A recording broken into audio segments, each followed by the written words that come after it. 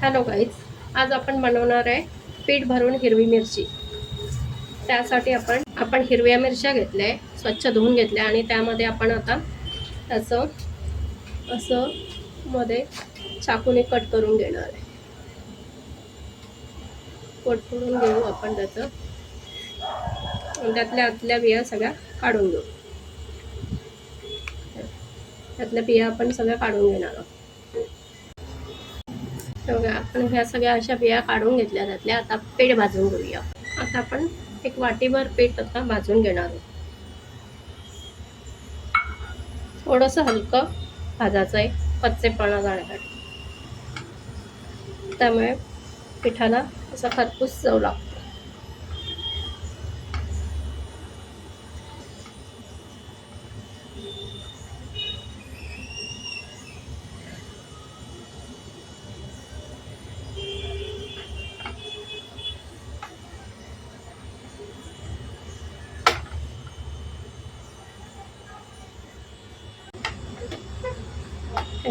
पीठ असं छान भाजत आलं आहे आणि छान वास पण यायला. इतपतच भाजायचे, जास्त नाही भाजायचे आपल्याला पीठ.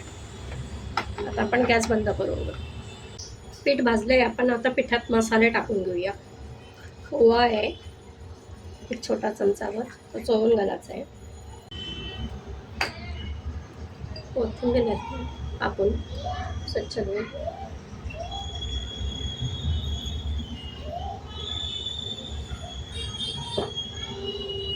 एक लिंबाचा रस काढलाय तो घालणार आहे. त्याच्यामुळे चव छान येते, आंबट आणि गोड. साखर घातली आहे एक चमचाभर. हळद पाव चमचा. ती किंचित तिखट नाही घातलं तरी चालतं. चवीनुसार मीठ आपण मिरच्यांना लावून घेणार आहोत. आणि एक चमचाभर आपण तेल घालणार आहे. थोडासा हिंग.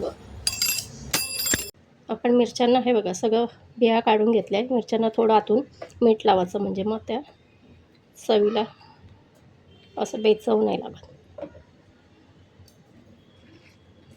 असं आता हा मसाला आपण छान मिक्स करून घेऊया.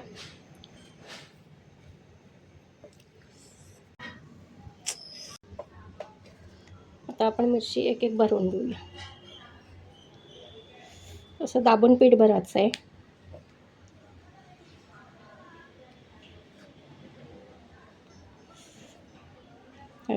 भरपूर पीठ बसतं आणि असं दाबून दाबून भरायचं आहे मिरच्या. मोठी मिरची असते त्यामुळे पीठ खूप बसतं.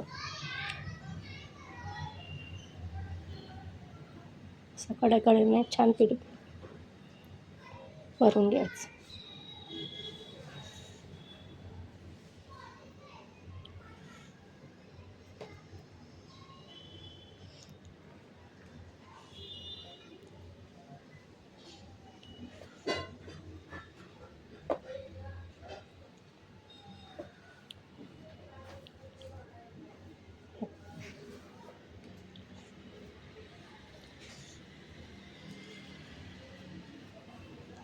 असं पीठ भरून घेऊया.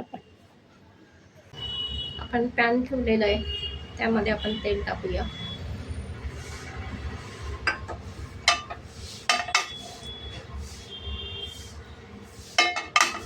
तेल सगळ्या पॅनला पसरून घेऊ आणि त्यात मिरच्या ठेवूया.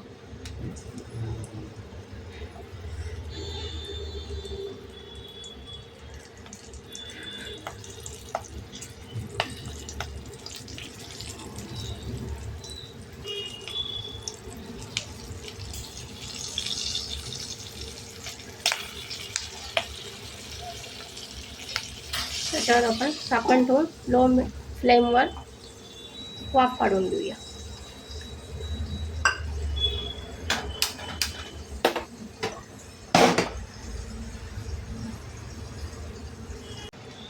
हे बघा, आपण मिरची टर्न करूया.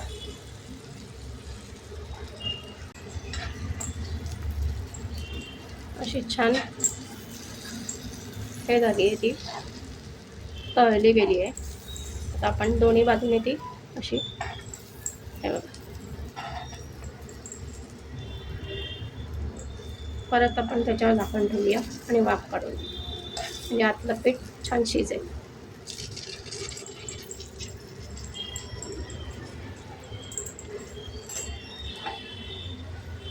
आणि उरलेलं पीठ आहे ना ते आपण याच्या आजूबाजूला टाकून द्यायचं म्हणजे ते तेलावर छान फ्राय होतं. असं तेलावर छान फ्राय होतं. पुन्हा झाकण ठेवूया आणि मंद गॅसवर शिजू. बघा आपल्या मिरच्या छान तयार झाल्या आहे. त्यामध्ये आपण थोडंसं 1 चमचाभर पाणी असं शिंपडून परत तेल टाकून वाफ काढलेली आहे. आपल्या मिरच्या छान तयार झाल्या आहे. मऊसूस छान शिजलं आहे. रेसिपी आवडल्यास लाईक शेअर आणि सबस्क्राईब करा. धन्यवाद.